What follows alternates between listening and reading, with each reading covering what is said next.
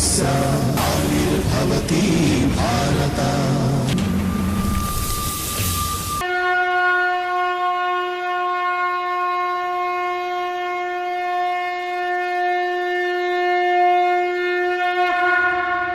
श्री राधे कुंज बिहारी श्री हरदास।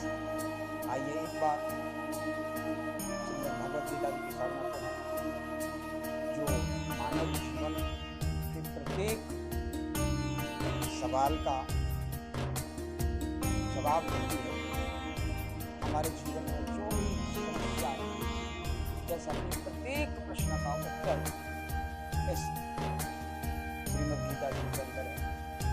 श्लोक संख्या 26 के साथ पुनः आप सबके समक्ष ध्यानपूर्वक श्रवण कीजिएगा कि मानव जीवन पर यह श्लोक का इसका भाव या हमारे श्री कृष्ण के द्वारा कहे गए शब्द कितना प्रभाव डालते हैं और किस प्रकार से हमारे जीवन में हमारी समस्याओं का वो समाधान करते हैं। यहाँ अर्जुन और कृष्ण का संवाद चल रहा है। अर्जुन के कहने पर भगवान श्री कृष्ण ने अर्जुन के रथ को दोनों सेनाओं के मध्य में ले जाकर खड़ा किया। यहाँ पर वही विषय वस्तु है जो हमने श्लोक संख्या 25 तक आपको श्रवण कराई थी। आप सभी से पुनः प्रारंभ करते हैं। जय श्री कृष्ण। ध्यानपूर्वक आप श्रवण कीजिएगा।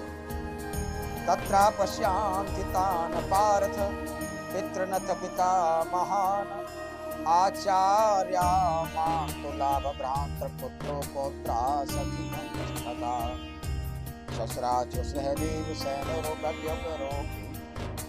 अर्जुन ने वहां पर दोनों पक्षों की सेनाओं के मध्य में अपने चाचा ताऊ पितामह गुरुओं मामा भाइयों पुत्र पौत्रों मित्र ससुरों और अन्य शुभ चिंतकों को देखा, जो उनकी सेना से अपनी सेना के साथ कौरवों के साथ युद्ध करने लगे।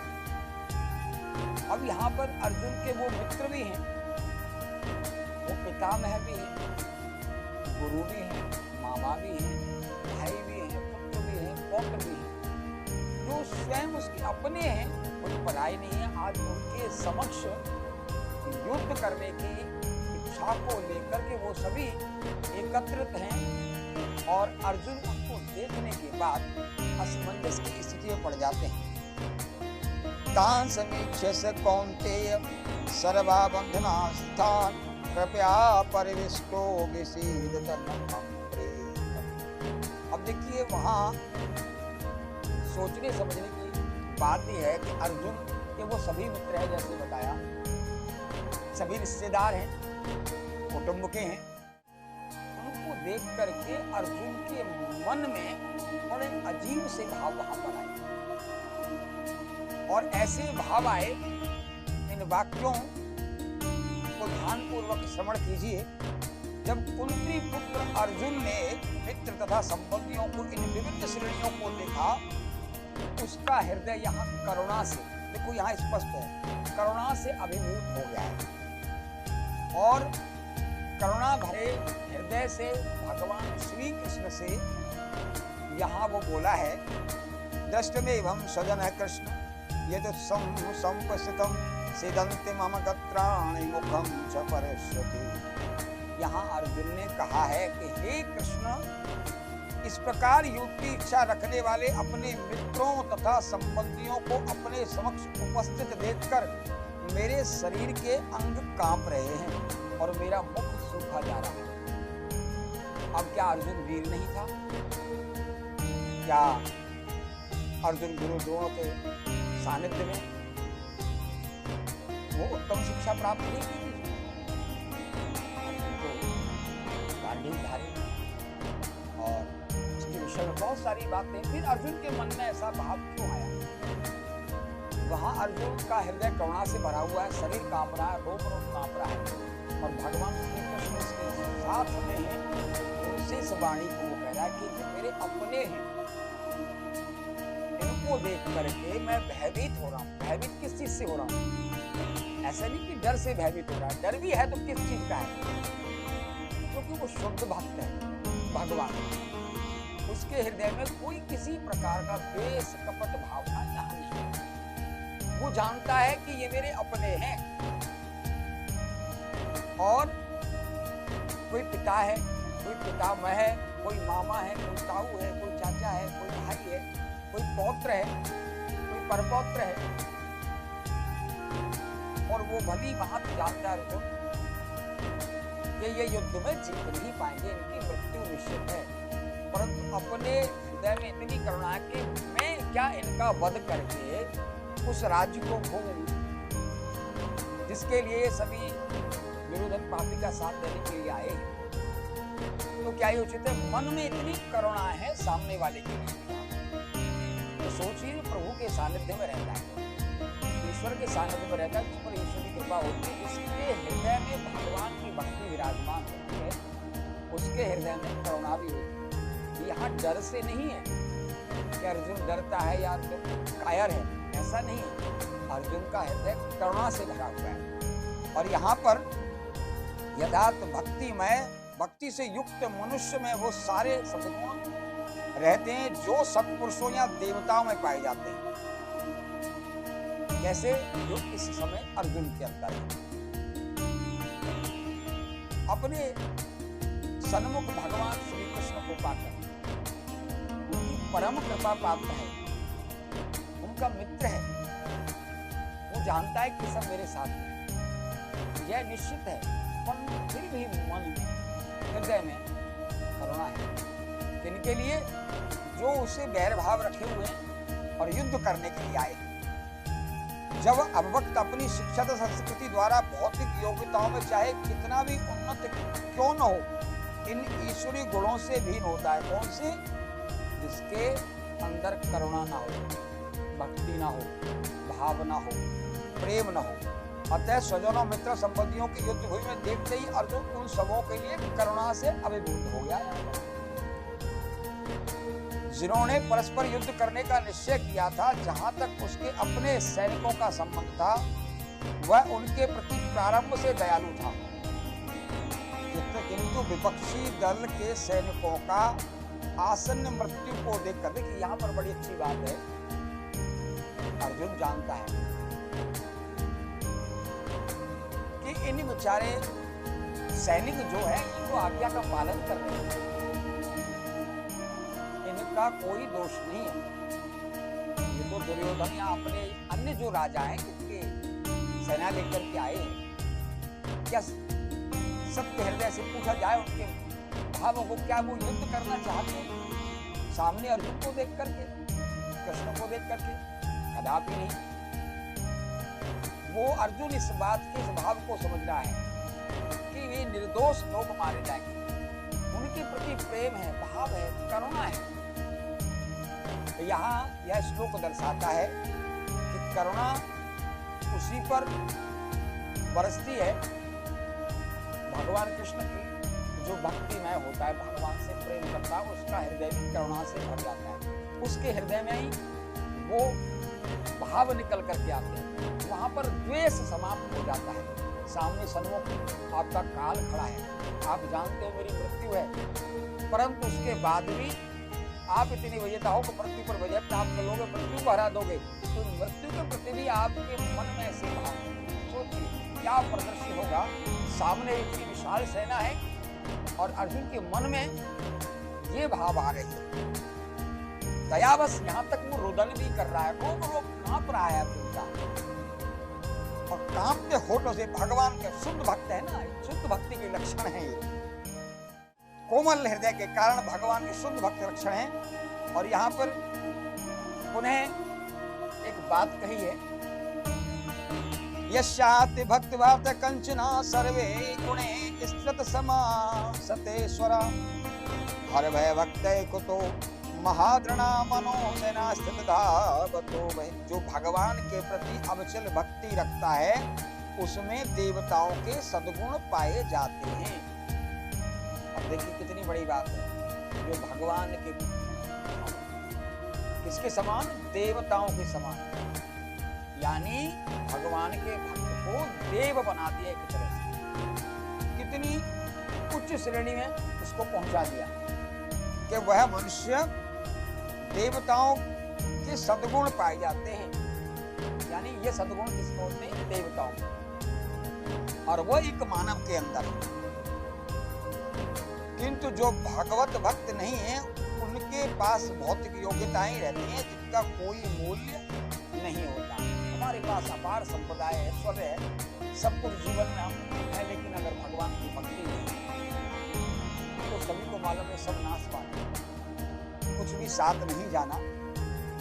इसका कारण यह है कि मानसिक धरातल पर मरता रहता है और ज्वलंत माया के द्वारा आकर्षित हो जाता है। ये माया ही तो है प्रभु, माया के वशीभूत होकर भी तो हम सारे कार्य करते हैं, क्योंकि माया से पार पाना बहुत कठिन है। परंतु जिस पर मायापति की कृपा हो, जिस पर वो चाहे अपनी कृपा करना, तो माया उसका कभी कुछ बिगाड़ नहीं सकती। और यहाँ तो स्वयं भगवान श्री कृष्ण उसके रथ पर सवार होकर के उसके रथ की बागडोर को संभाला हुआ है।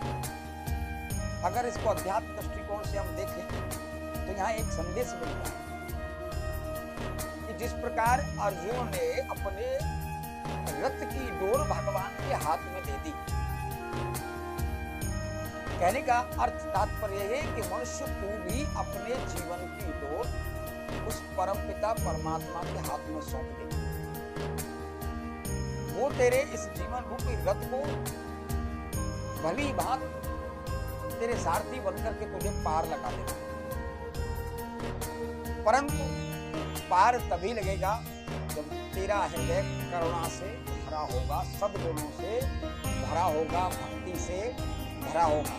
भक्तिमय होकर भगवान का नाम स्मरण करके सद्गुणों को रखते हुए सतमार्ग पर चलते हुए और भगवान का नाम स्मरण करे, तभी भगवान तेरे जीवन के रथ को, तेरी बागडोर को संभाल करके तुझे इस भव सिंधु से पार लगा देंगे। जिस प्रकार अर्जुन के रथ की बागडोर को भगवान श्री कृष्ण ने संभाला हुआ। वैश्य शरीरे में रोमहर्ष जायते गांडीव संसृते हस्त्वा त्वगचेव परद्राते। यहाँ अर्जुन कहे मेरा सारा शरीर कांप रहा है, मेरे रोंगटे खड़े हो रहे हैं, मेरा गांडीव धनुष मेरे हाथ से सरक रहा है और मेरी त्वचा जल रही है। ये सब पूछते हैं अर्जुन। तात्पर्य है शरीर में दो प्रकार का कंपन होता है, ध्यान पूर्वक समझिएगा इस बात को। रोंगटे भी दो प्रकार से खड़े होते हैं। ऐसा या तो आध्यात्मिक परमानंद के समय या भौतिक परिस्थितियों में अत्यधिक भय उत्पन्न होने पर होता है। कब? एक तो आप परम आनंद प्राप्त कर रहे हो, पुलकित रोम रोम हर्षित हो रहा हो, आपका आनंद की अनुभूति हो, आपकी मन चाही चीज जो आपके लिए दुर्लभ हो और वो आपको प्राप्त हो जाए, जिसकी आपने कल्पना भी नहीं की और आपको बहुत आवश्यकता हो, और अचानक से आपको वो प्राप्त हो जाए तो आपका रोम रोम पुलकित हो जाएगा, आनंदित हो जाएगा। और एक कब? जब इस भौतिक संसार में इतना भय हो जाए, हम इतने डर जाए कि सामने साक्षात मृत्यु हमारे खड़ी हो और भय के मारे हम कांपने लगे। यानी दो प्रकार का कंपन है। दिव्य साक्षात्कार में कोई भय नहीं होता। इस अवस्था में अर्जुन के लक्षण हैं वो भौतिक भय अर्थात जीवन की हानि के कारण हैं। अन्य लक्षणों से भी यह स्पष्ट है, वह इतना अधीर हो गया है, उसका विख्यात धनुष गांडीव उसके हाथों से सरक रहा था और त्वचा में जलन उत्पन्न हो रही थी। ये सब लक्षण देहात्म बुद्धि से जन्य हैं। नच शक्यो न वसंतो भ्रमत्रीव च मे मनः निमित्वा च पश्याम विपरीतान केशव। और कहा कि मैं यहाँ अब और अधिक खड़ा रहने में असमर्थ हूँ, मैं अपने को भूल रहा हूँ और मेरा सिर चकरा रहा है। हे कृष्ण, मुझे तो केवल अमंगल के कारण दिख रहे हैं। प्रभु की माया देखिए, गांडीवधारी अर्जुन भगवान श्री कृष्ण का परम भक्त मित्र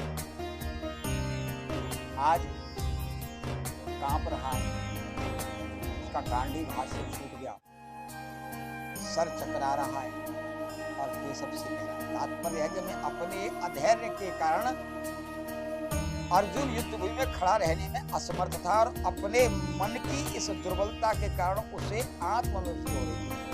भौतिक वस्तुओं के प्रति अत्यधिक आसक्ति के कारण मनुष्य ऐसी मोहमयी स्थिति में पड़ जाता है। यहाँ स्पष्ट कर दिया है कब, भौतिक वस्तु में, जो भौतिक हमारा जीवन हम जी रहे हैं, यही तो माया है। इस माया के वशीभूत होकर के प्राणी इतना माया में गिर जाता है कि स्वयं के कल्याण की ओर न सोचते हुए भौतिक कल्याण की कामना करने लगता है। परंतु यहाँ गीता जी हमको दर्शाती है, जैसा कि मैंने पिछले श्लोक में आपको बताया, बिल्कुल सरल सा अर्थ आज के इन 5 श्लोकों से। ये श्लोक मुझे बड़ा अच्छा लगा और पुनः मैं आपको कहता हूँ, भौतिक जीवन में माया में हमको घिरा हुआ है। इस माया से पार पाना तभी संभव है जब मायापति कृपा हम पर हो जाए, यानी परमपिता परमात्मा वो हमारे ऊपर कृपा करते हैं, तभी हम बच सकते हैं। और ठीक उसी प्रकार अपने जीवन की इस डोर को, इस संसार में आप परमात्मा के हाथों में सौंप दीजिए, जैसे अर्जुन ने अपनी डोर को सौंपा। इसका भाव यही, प्रभु हमारे इस जीवन की नैया को आपने पार लगाना है और वही सद्गुण पालते हुए भक्तिमय सद्गुण होने भगवान के।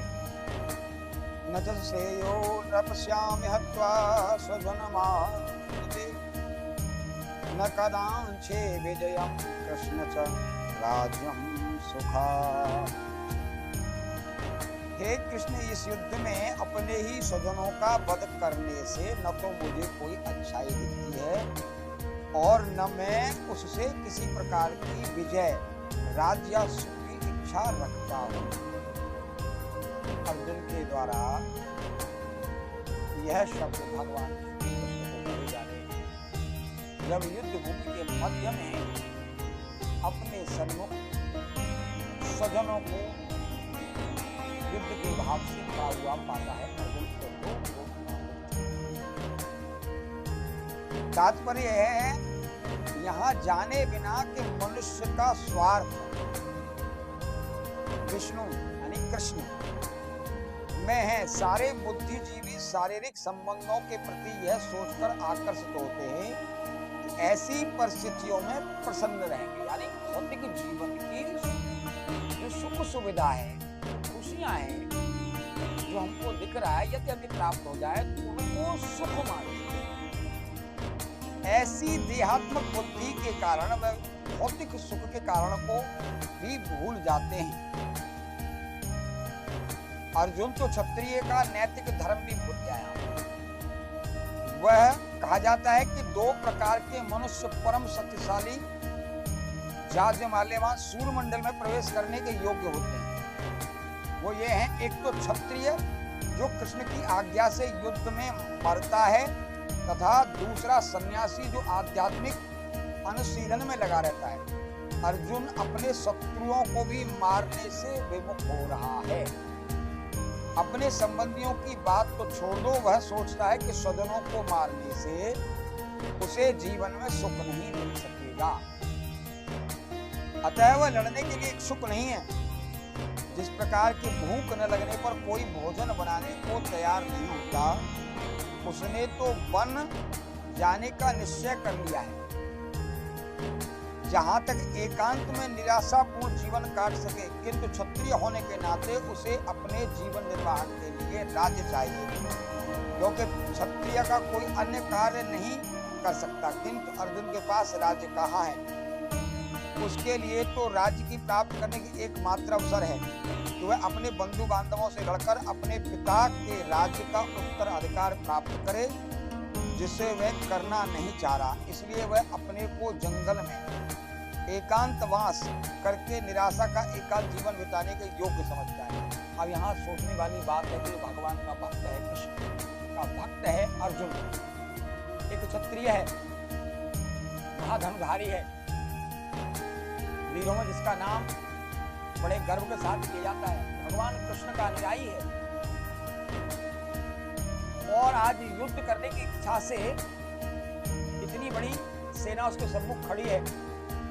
अर्जुन के मन में भाव आया, अर्जुन पहुंच गया, जब आखिर ने देखा कि वहां पिता मैं चाचा ताऊ पुत्र पुत्र वाम द्रव सभी खड़े, इनको मार करके मैं सुख को भोगूंगा। तो उसकी जीवन की जीने की जो चाह है ना, वो समाप्त हो गई। वो कांप गया कि यदि मैंने इस राज्य को प्राप्त भी कर लिया तो मेरे लिए क्या लाभ है, किनको मैं मारूंगा, पितामह को जिनसे कला सीखी, अपने गुरु द्रोण जी को, अपने बंधु बांधवों को, अपने पुत्रों को, अपने उन मित्रों को जिनके साथ में खेला हूं। ऐसे राज्य का भोग करने से क्या लाभ है। मन बहुत दुखी है, कार्मिक को छोड़ दिया, रो कंपित है, गला भराया है कृष्ण के समक्ष, और महापुरवाणी से यह वार्ता चल रही है। हे गोविंद, हमें राज्य का सुख अथवा इस जीवन से क्या लाभ, क्योंकि जिन सारे लोगों के लिए हम उन्हें चाहते हैं वे इस युद्ध भूमि में खड़े हैं। कौन खड़े? पितामह भीष्म, गुरु द्रोण, वही कौरव, कोई चचेरा ममेरा फुफेरा उसके भाई। आदमी सुख सुविधा किसके लिए ढूंढता है? ऐश्वर्य किसके लिए? परिवार के लिए। लेकिन भौतिक जीवन में हम बात करें, छोटी सी गाड़ी भी हम खरीदते हैं ना, घर का मुखिया गाड़ी खरीदने के लिए आया तो उसके जीवन में ये उद्देश्य नहीं होता कि इस गाड़ी को मैं चलाऊंगा। अपने परिवार की छवि उसके मन मस्तिष्क में होती है कि मेरा पुत्र होगा, मेरा भाई होगा, मेरे बंधु होंगे, बांधव होंगे। वो सभी का चिंतन करते हुए तब उस चीज का चयन करता है, भौतिक सुख के लिए, मात्र केवल स्वयं के लिए नहीं। एक जिम्मेवार व्यक्ति जो होता है। और जब हमारे जीवन में वह परिवार ही नहीं होगा तो उस सुख को भोगने का लाभ क्या है, उस धन को कमाने का लाभ क्या है। आज अर्जुन के अंदर भी वही भाव है कि भाई जिस राज्य को मैं प्राप्त करना चाहता हूं, लेकिन किनसे, किनको मारकर? अपने गुरुओं को। क्योंकि जिन सारे लोगों के लिए हम उन्हें चाहते हैं वो ही इस युद्ध भूमि में खड़े हैं। हे मधुसूदन, जब गुरुजन, मित्रगण, पुत्रगण, पितामह, मामा, ससुर, पौत्रगण, साले तथा अन्य सारे संबंधी अपना अपना धन एवं प्राण देने के लिए तत्पर हैं और मेरे समक्ष खड़े हैं, तो मैं फिर इन सबको क्यों मारना चाहूंगा?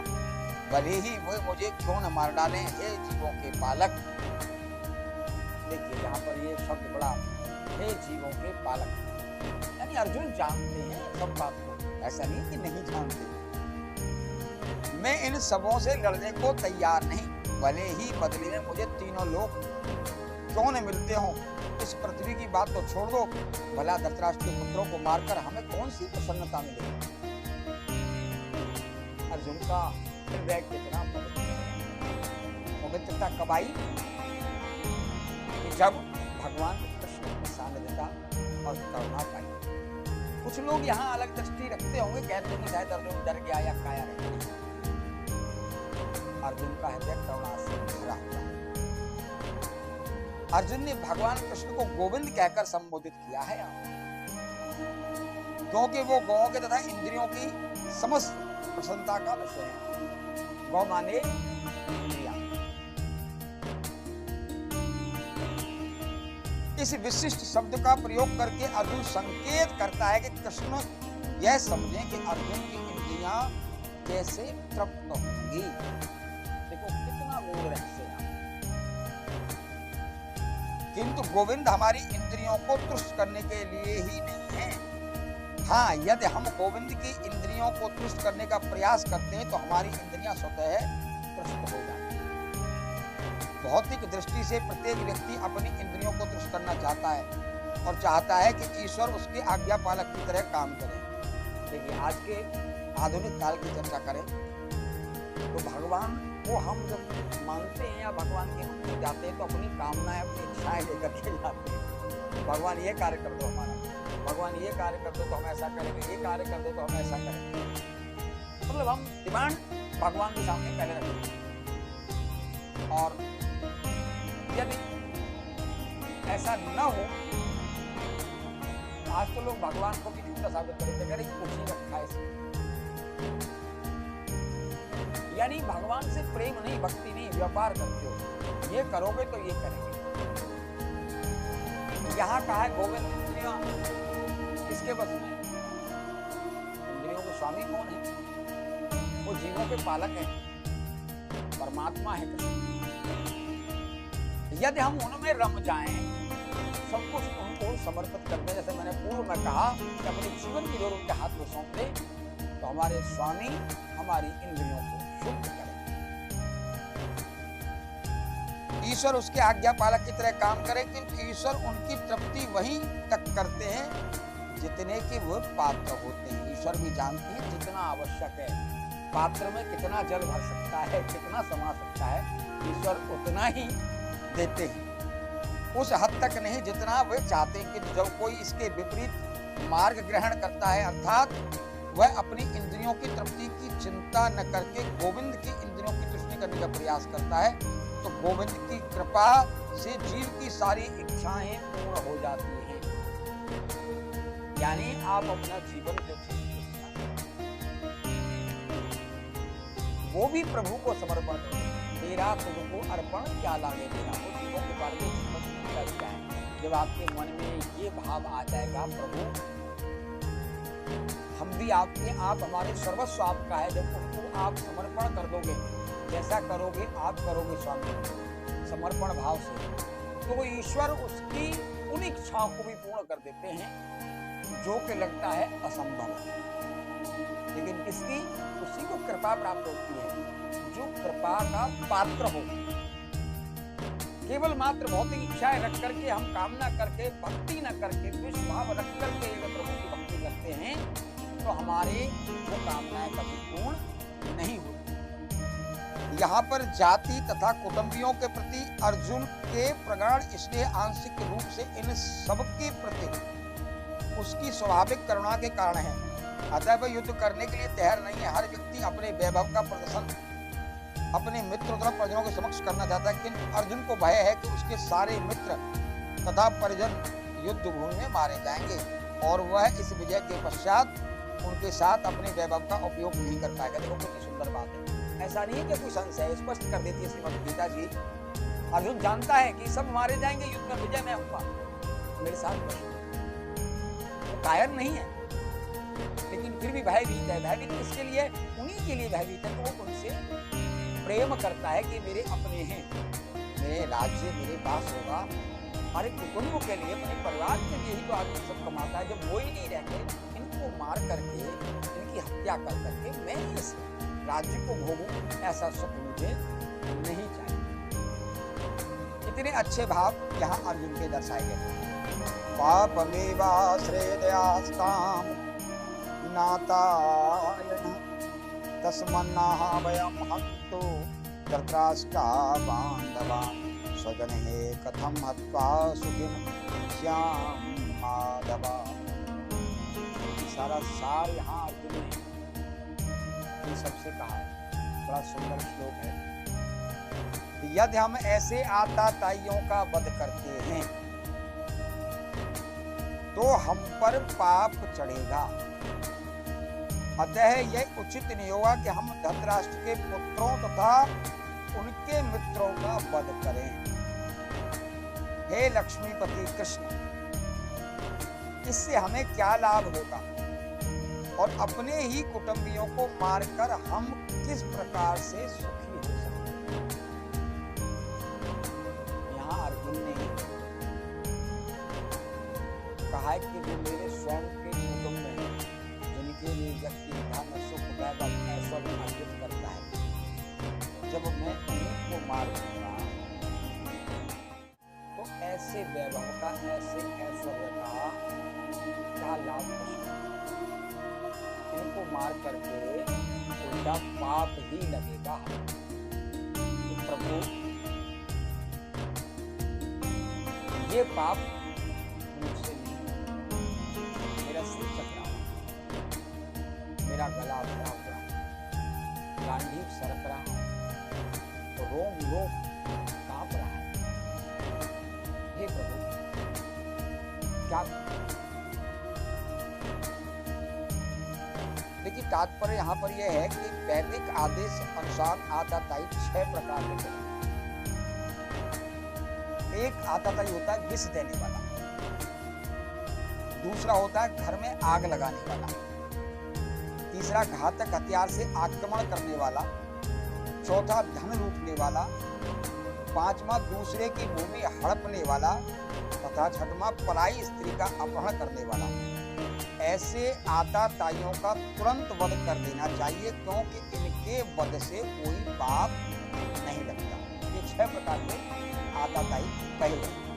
आताताइयों को इस तरह का वध करना किसी सामान्य व्यक्ति को शोभा दे सकता है, किंतु अर्जुन कोई सामान्य व्यक्ति नहीं। ऐसे आताताई का वध कोई साधारण मानव करके कोई बात नहीं, परंतु अर्जुन तो महावीर है। वह स्वभाव से साधु है एवं वह उनके साथ साधुवत व्यवहार करना चाहता है, किंतु इस प्रकार का व्यवहार क्षत्रिय के लिए उपयुक्त नहीं है, क्योंकि युद्ध भी नहीं है। यद्यपि राज्य के प्रशासन के लिए उत्तरदायी व्यक्ति को साधु प्रकृति का होना चाहिए, किंतु उसे कायर नहीं होना चाहिए। उदाहरण भगवान राम इतने साधु थे कि आज भी लोग राम राज्य में रहना चाहते हैं, किंतु उन्होंने कभी कायरता का प्रदर्शित नहीं की। रावण आताताई था, क्योंकि वह राम की पत्नी सीता का अपहरण करके ले गया था, किंतु राम ने उसे ऐसा पाठ पढ़ाया जो विश्व इतिहास में बेजोड़ है। अर्जुन के प्रसंग से विशिष्ट प्रकार के आताताइयों से भेंट होती है। ये हैं उसके निजी पितामह, आचार्य, मित्र, पुत्र, पौत्र इत्यादि। इसके लिए अर्जुन ने विचार किया है कि उनके प्रति वह सामान्य आताताइयों जैसा कटु व्यवहार न करे। इसने अर्जुन, इसके अतिरिक्त साधु पुरुषों को तो क्षमा करने की सलाह भी दी जाती है। साधु पुरुषों के लिए ऐसे आदेश किसी राजनीतिक आपदा काल से अधिक महत्व रखते हैं। इसलिए अर्जुन ने विचार किया कि राजनीतिक कारणों से स्वजनों का वध करने की अपेक्षा धर्म तथा सदाचार की दृष्टि से उन्हें क्षमा कर देना श्रेयकर होगा। अतः क्षणिक शारीरिक सुख के लिए इस तरह का वध करना लाभप्रद नहीं होगा। अंततः वह सारा राज्य तथा उसके प्राप्त सुख स्थायी नहीं है, तो फिर अपने स्वजनों को मारकर वह अपने ही जीवन तथा श्वासक मुक्ति को संकट में क्यों डाले। अर्जुन द्वारा कृष्ण को माधव अथवा लक्ष्मीपति के रूप में संबोधित करना भी सार्थक है। वह लक्ष्मीपति कृष्ण को यह बताना चाह रहा है कि उसे ऐसा काम करने से प्रेरित न करे जिससे अनिष्ट हो, किंतु कृष्ण को कभी भी किसी का अनिष्ट नहीं चाहते और भक्तों का तो कदापि नहीं। यहाँ थोड़ा सा विषय वस्तु को समझने का प्रयास करें। अर्जुन लक्ष्मीपति, माधव इन शब्दों के साथ संबोधित कर रहे हैं। यहाँ आताताइयों के विषय में बताया गया 6 प्रकार के आताताई होते हैं, लेकिन हैं कौन वो? पिता, गुरु, पौत्र, भाई। दूसरी तरफ भावार्थ कहता है वैदिक धर्म के अनुसार कि इनको मारने से पाप नहीं लगता, परंतु कारण क्या है कि कोई साधारण पुरुष, साधारण मानव यदि इनको मार दे तो उसके लिए साधारण सी बात है। परंतु क्योंकि अर्जुन साधु भाव रखता है, भगवान का भक्त है, ज्ञानी है, भगवान की सहायता प्राप्त है, उसे कृपा पात्र है, उनका दया से भरा हुआ हृदय, तो वो क्षमा करना जानता है। स्वजन है, इनको मार करके उस धन को कमा करके, उस राज्य को कमा करके उस ऐश्वर्य का भोग करना नहीं जानता। वहां वो द्रवित है, तो माधव से प्रार्थना की उसने कि मुझे ऐसा करने के लिए आपने कहा। भगवान भक्तवत्सल होते, भक्तों का कभी बुरा नहीं करते। आइए इसी क्रम वार्ता को अगले एपिसोड में आपको पुनः थोड़ा सा आगे बढ़ाएंगे। तब तक के लिए सभी को राधे राधे, जय श्री कृष्ण।